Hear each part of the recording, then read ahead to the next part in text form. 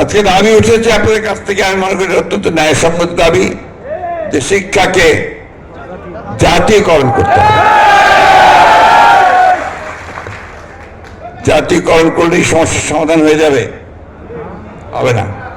অতীতে শিল্প কলকারখানা সব জাতীয়করণ করা হয়েছিল, তাতে করে লাভ হয় নাই।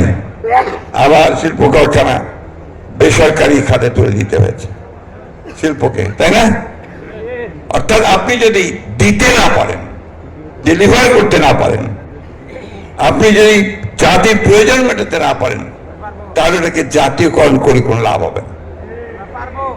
সবার আগে যেটা প্রয়োজন হবে, আপনারা সবাই শিক্ষিত মানুষ, এখানে আপনাদের নিজেদেরকে একটা উপলব্ধি আনতে হবে যে আমি যে পেশায় নিয়োজিত হয়েছি, সেই পেশাটি হচ্ছে শুধু আমার নয়, এটা আমার জাতি গঠনের পেশা, যেটা আমরা অনেকেই করি না। আমরা মনে করি এর মধ্যে আরেকটা চাকরির মতো, কেরানির চাকরির মতো। আপনারা কিছু মনে করবেন না, আমি একটু শক্ত দিয়ে একটা কথা বলবো। আপনারা যখন একটা চাকরির জন্য আওয়ামী লীগের এমপিদের হাতে কয়েক লক্ষ টাকা তুলে দিয়েছেন, সেটা কি আপনারা ভালো কাজ করেছেন? করেন নাই। জমি বিক্রি করে আপনার টাকা তুলে দিয়েছেন, কেন? চাকরি না পেলে তো ভবিষ্যৎ চলবে না, তাই না? এই যে বিষয়টা, এটাকে আমি বিচ্ছিন্ন একটা ঘটনা বলছি, সব ক্ষেত্রে তাই হয়েছে। এইগুলোর বিরুদ্ধে রুখে দাঁড়াতে আমরা অনেক সময় নিয়েছি। আজকে পরিবর্তন এসছে, ছেলেরা প্রাণ দিয়েছে, মানুষ প্রাণ দিয়েছে, যে পরিবর্তন এনেছে। এখন আপনারা সবাই দলে দলে বেরিয়ে আসছেন, আমরা বেরিয়ে আসছি যে আমার এই দাবি মানতে হবে, আমার এই দাবি মানতে হবে, ওই দাবি মানতে হবে, তাই না? ঠিক কিনা? আসলে ভুল বলছি নাকি?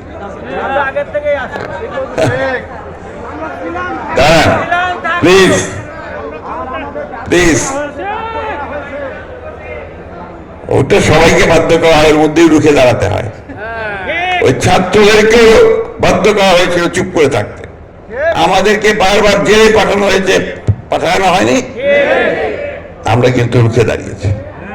এই জিনিসটা আমি বললাম এই জন্য যে আপনাদেরকে সেই মানসিকতা তৈরি করতে হবে, আপনাদেরকে সেই মানসিকতা তৈরি করতে হলে জাতির কোনো উন্নতি হবে না, আপনি পারবেন না করতে। এই পিস ফিল করে সমাবেশ করলেন, বিরাট বিরাট সমাবেশ, সেলিম ভুঁইয়া সাহেবের নেতৃত্ব প্রতিষ্ঠিত হলো যে আপনার বিরাট আপনার সমাবেশ করেছে সেলিম ভুঁইয়া সাহেব। তাতে কি সমস্যার সমাধান হবে? হবে না। আপনার জাতীয়করণ করলেন, সবাই সরকারি চাকরি বাকি পেতে থাকলেন, আপনার কেউ বাসার চাকরি, কেউ আপনার চাকরি পেয়ে থাকলেন, তাতে কিন্তু সমস্যার সমাধান হবে না। দুর্ভাগ্য আমাদের ছেলেরা এখন যেভাবে লেখাপড়া শিখে পাশ করে, এসএসসি পাশ করে, এইচএসসি পাশ করে, গ্র্যাজুয়েশন পায়, একটা শুদ্ধ ভালো বাংলা লিখতে পারে না। আপনাদের এই কথাগুলো একদম ভালো লাগবে না, আমি জানি, but that is the truth. সেটাই সত্য, সেটাই সত্য। আমার শিক্ষা ব্যবস্থা এমন জায়গায় চলে গেছে, যে জায়গাতে আমি যে প্রডিউস করছি, যে প্রোডাকশন হচ্ছে,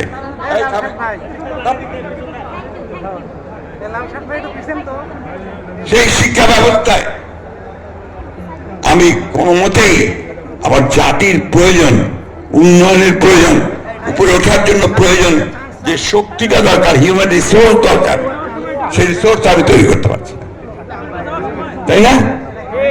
কি ভুল বলছে নাকি? বন্ধুগণ, এই জায়গাটা ঠিক করার সময় একটা আসছে। এই সময়টাকে যদি আমরা কাজে লাগাতে পারি, পরিবর্তনের যে ধারণা এখন তৈরি হচ্ছে মানুষের মধ্যে, যে এখন একটা বোধ সৃষ্টি হচ্ছে এবার বোধহয় পরিবর্তন হবে, ঠিক না?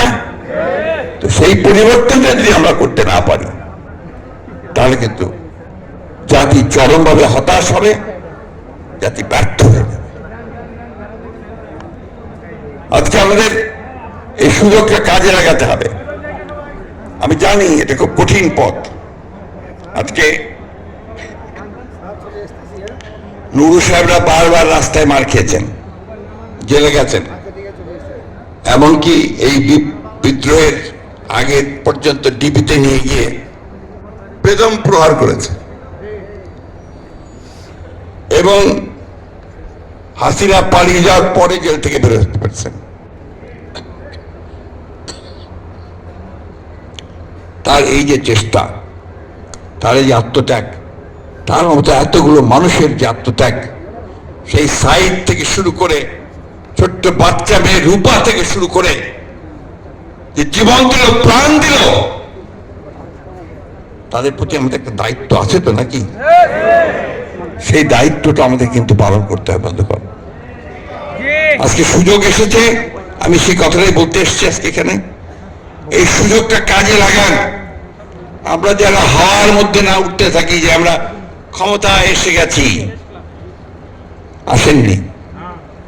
যতক্ষণ পর্যন্ত না সেই মানুষের পক্ষে শক্তিকে আপনার কাজে লাগাতে পারছেন, যতক্ষণ পর্যন্ত না কাঠামো পরিবর্তন করতে পারছেন, যতক্ষণ পর্যন্ত না ওই ব্যবস্থাটাকে পরিবর্তন করে দিতে পারছেন, ততক্ষণ পর্যন্ত আপনাদের কোনো লাভ হবে না, আমাদের লাভ হবে না। আমার অনেক বয়স হয়েছে, দীর্ঘ অভিজ্ঞতা আমার। আমি আপনাদেরকে আজকে এই কথাটুকু বলতে চাই যে আসুন আমরা সবাই একবার অন্তত নিজেদের ছোট ছোট স্বার্থগুলো ভুলে গিয়ে আমরা সবাই দেশের কথা, মানুষের কথা চিন্তা করে ঐক্যবদ্ধ হয়ে এগিয়ে যাই।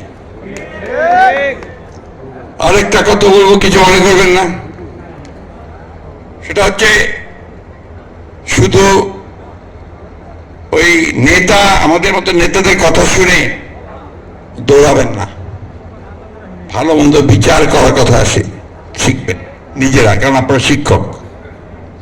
আপনাদেরকে প্রতি মুহূর্তে চিন্তা করতে হবে যে আমি আমার জাতিকে কি দিয়ে যাব। আমার জাতিকে আমি তখনই দেবো যখন আমি একটা ছেলেকে সঠিকভাবে শিক্ষিত করে গড়ে তুলতে পারবো।